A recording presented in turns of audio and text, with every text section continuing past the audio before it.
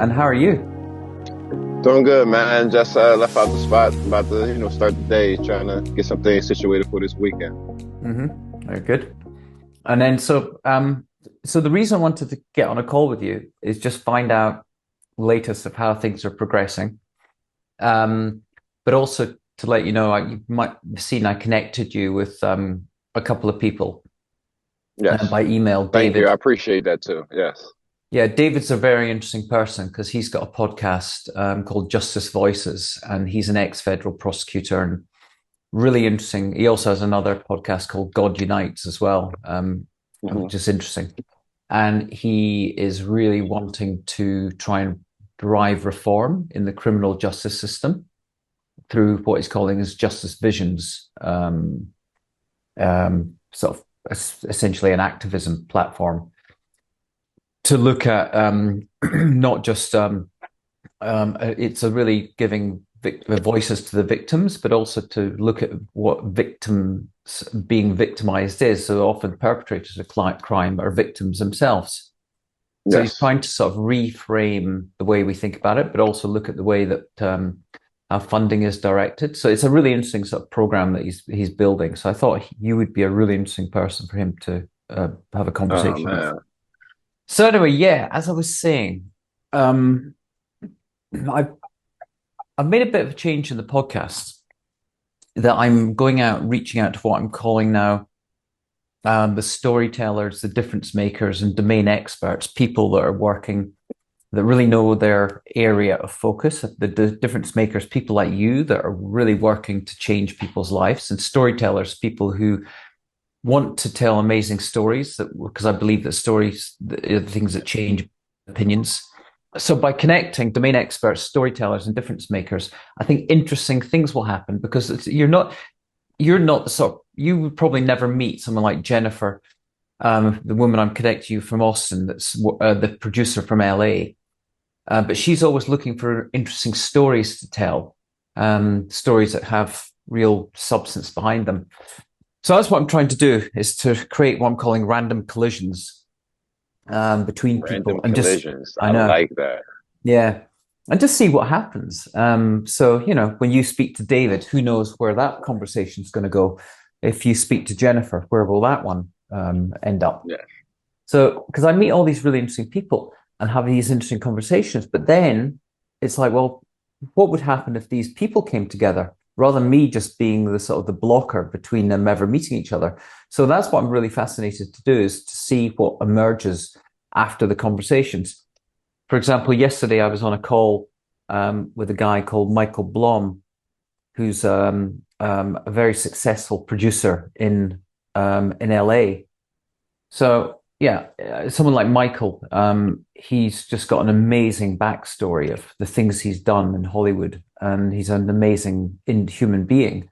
But he wouldn't know half the people that I interview, and I just think if I can start to make these random collisions, you just don't know how the serendipitous nature of that, where things are going to go. So in a way, what I'm doing is an experiment. Uh, That's what life is about, Mark. it is indeed. But anyway, so the areas that I'm focusing on, the people I'm speaking to, I want to speak to people who are doing interesting work in mental health, people who are doing interesting work in education and innovation, criminal justice reform, um, AI and the risks of AI. And that's sort of lined with a little bit with education, but also the other area I'm looking at is obviously climate, and particularly around areas like how we reimagine cities and neighborhoods, as well as Yes. electrification. So all these things, Yeah. when you actually bring them And, all and together, even and I don't mean to cut you off, Mark. Like with yeah, that, and that touched on something like environmental gentrification. Like those are the things that was extra large too. It was extra large. Yes. You look pretty. And like environment, I don't mean to get off topic, but like environmental gentrification is something that is definitely happening here where like the clean air and spaces yeah, from like, the asthma and lung disease has been high and prevalent in our communities. And now where different developments are coming when they connoted the 30 to 40-year changes, it really is this disparity that's happening in our communities also. But I didn't mean to cut you. It's just something that no, we no, was talking about that in the last couple like that meetings of just the quality of life issues that are generated on different levels throughout the process. That's interesting because in the interview I'm editing at the moment is with a guy called Carl Popham, and he's the head of transportation electrification in Austin on the for the Texas Okay. grid. And he was talking about how they're putting a lot of investment into areas, deprived areas of Austin and Hmm. other areas in the Austin region. And he said the problem with it, he said, is deemed is it's viewed as gentrification. And he said, and around here, when you've put in infrastructure like bikes, electric bikes, and charging stations, they get shot at or they get Hmm. vandalized. And he said people don't want it. He said so. There's an education role to do, which is to bring the community in to ensure that they are part of the conversation, and Part of the process, yeah. they see it as a way of improving their quality of life rather than it being forced on them. So it's interesting that you Yeah. say that. So why has it come up in conversations in your Because residential meetings? there's a lot of development that's going on around in our area. There's, that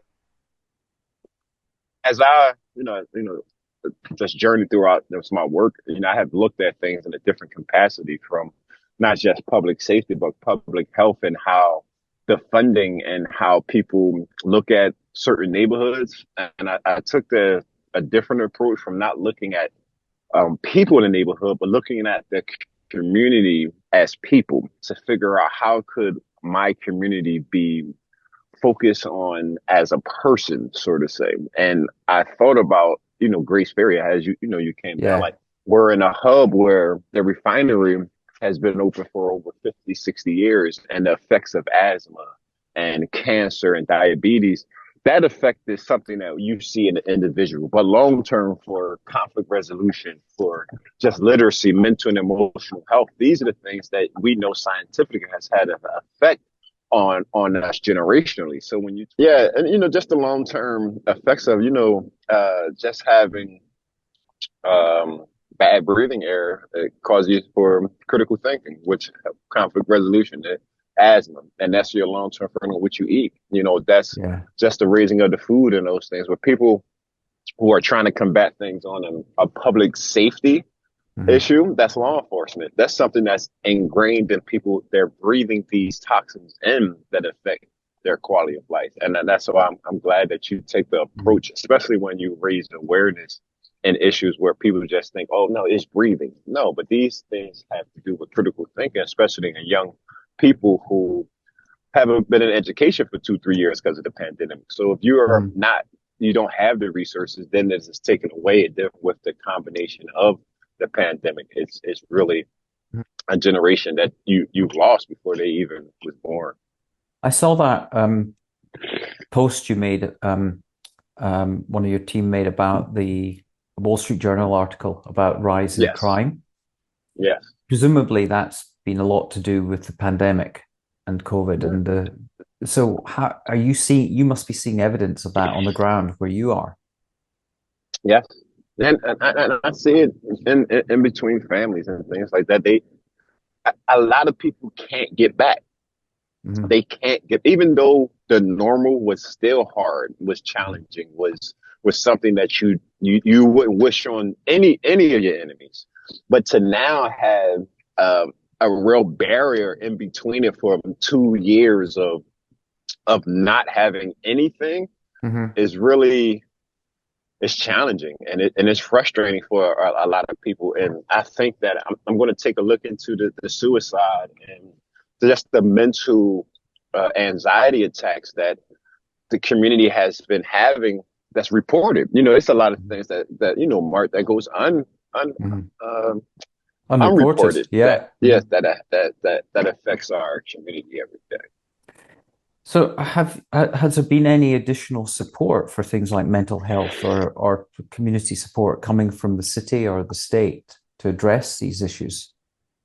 Well, we just did, just to be fair to the state and to our elected officials, we did, in the last month or so, got some financial assistance to support the initiative that we have Mhm. to support, our mental health programs, our recreational things. But I would say that the accountability in our government on all levels is not.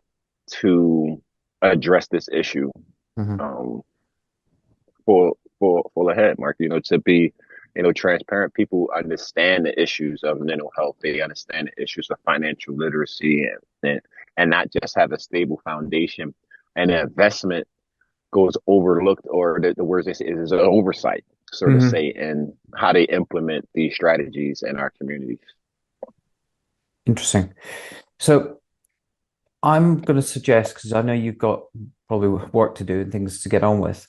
Um, Nah, it's good to talk to you, man. You my first one that really believed in what we were doing, and I always tell people, man, like you never know who is watching mhm. and listening, and with your podcast and just networking with you, it really has opened up a lot of doors for our organization, and it allows me to look at things in a different view. You gave us a voice that was outside of our targeted audience, and Yeah.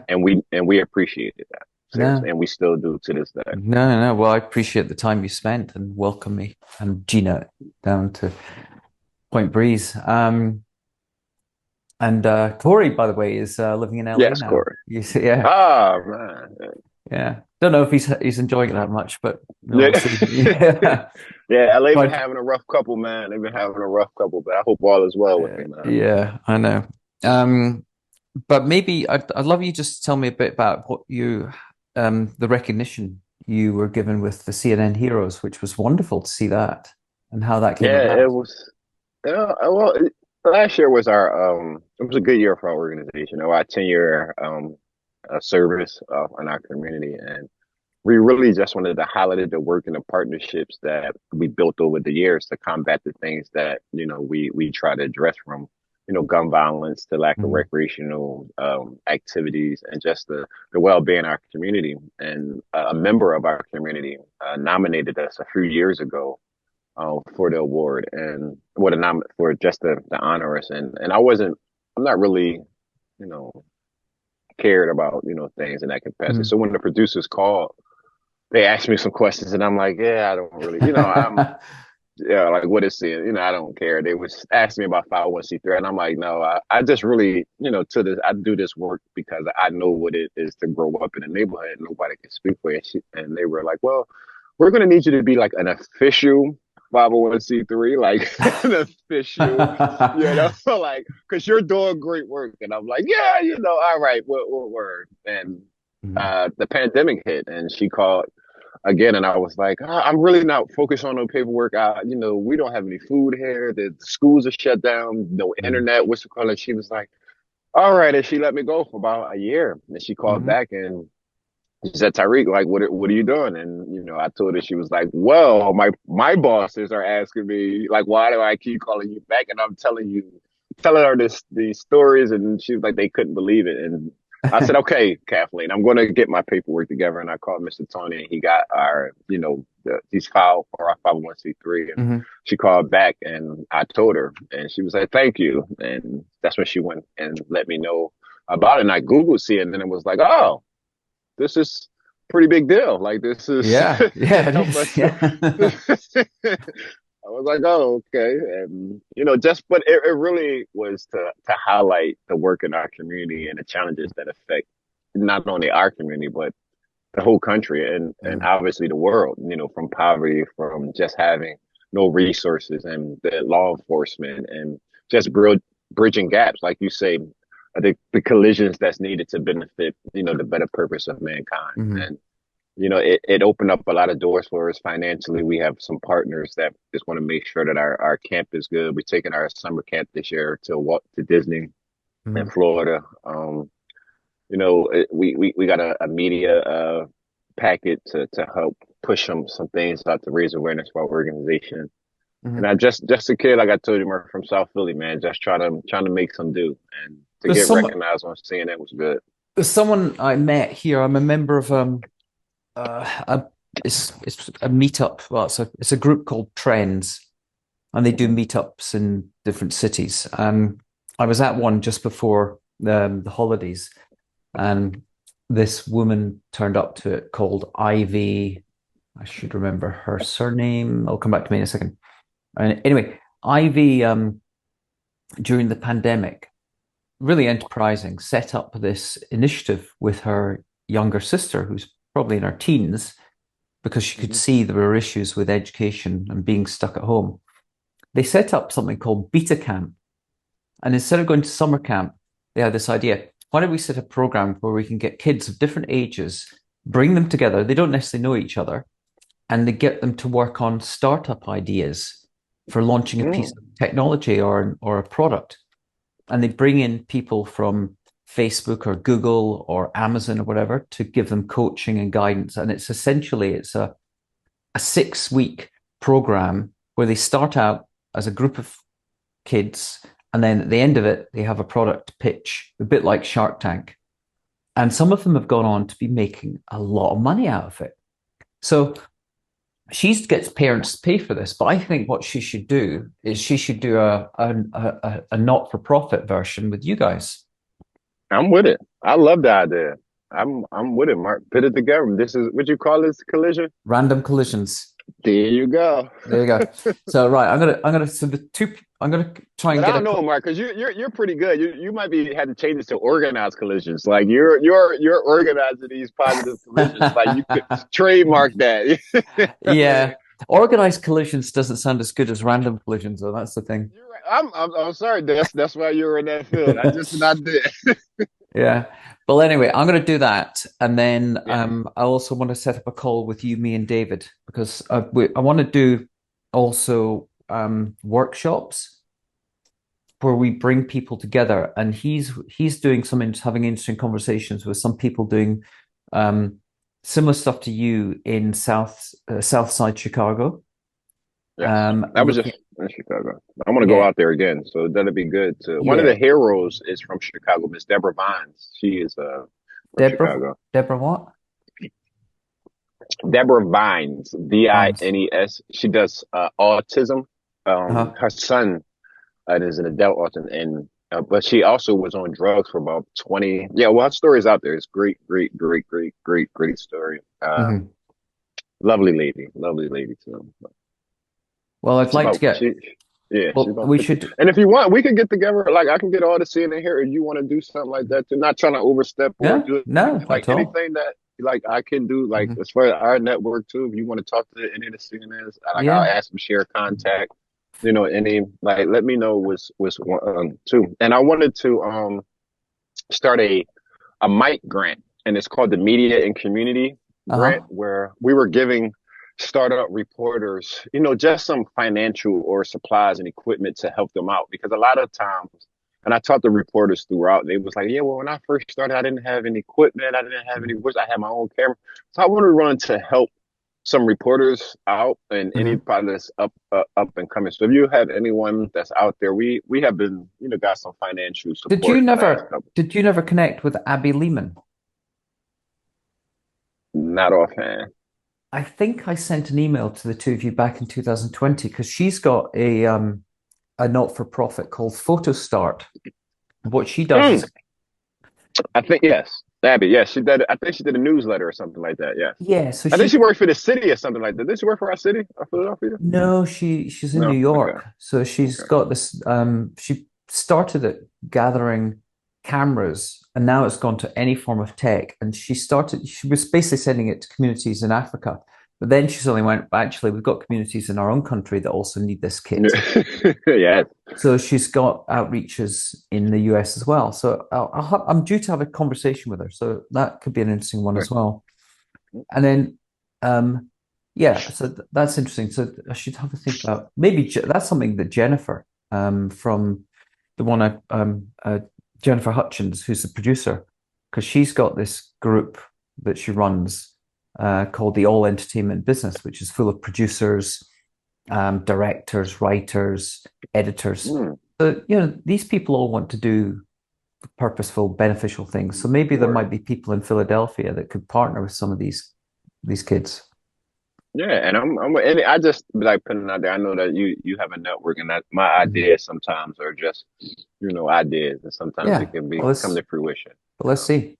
That would be interesting. The other article, I don't know if you've encountered it. There's a woman called Lenore Anderson. I'll send you a link to her. She's written a book, and it is all about It's called hold on a second, let me just pull it up. I think it's in their voices. It was there was a really interesting interview in The Guardian with her the other day, but she's based, I think she might be based in Chicago as well. in But Chicago.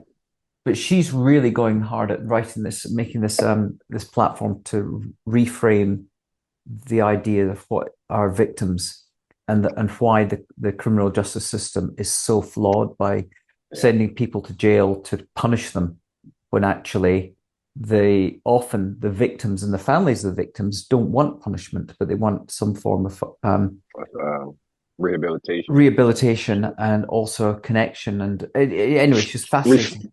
So I'll send you Restorative justice. Restorative restored justice is the approach.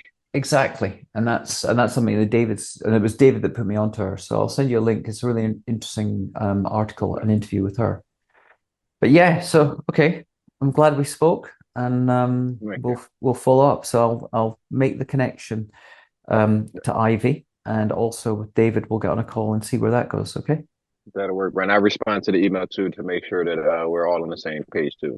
All right. All right, Tariq. Have a All right, great man. day, Good hearing and from you too. All right. I'll speak to you soon. Okay. All right, bro. All right. Okay. Bye bye.